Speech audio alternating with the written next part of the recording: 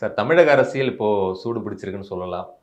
செங்கோட்டையன் அவர்கள் தாவேகாவுல இணைஞ்சதா இருக்கட்டும், தேசிய ஜனநாயக கூட்டணியிலிருந்து விலகிட்டதா சொன்ன ஓபிஎஸ் மறுபடியும் டெல்லி போயிட்டு முகாமிட்டு, அங்க உள்துறை அமைச்சர சந்திச்சுட்டு வந்தது. இந்த விவகாரம்லாம் இருக்கு. குறிப்பா ஓபிஎஸ்னுடைய டெல்லி பயணத்த எப்படி சார் பார்க்குறீங்க? அங்க என்ன நடந்துச்சுது? இல்ல, பல பேருக்கு அதிர்ச்சியான ஒண்ணு தான். பட் அதனுடைய பின்னணி ஓரளவு விசாரிச்சு தெரிஞ்சுட்டதுனால சொல்றேன்.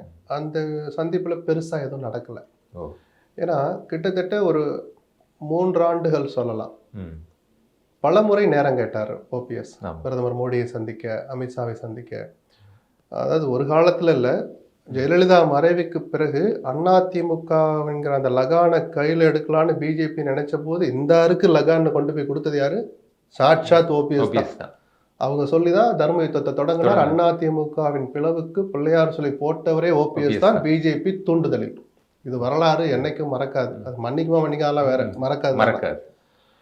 அப்படிப்பட்ட ஓபிஎஸ் ஒரு இக்கட்டில் இருக்கிறார். அடுத்து என்ன செய்யறதுன்னு தெரியல. சில நெருக்கடிகள், சில கேள்விகள், குழப்பங்கள் இருக்கிற போது நன்றி மறந்த தனமாக பிஜேபி அவரை அவமானப்படுத்தியதுன்னே சொல்லலாம். டைமே கொடுக்கல. ஆமா.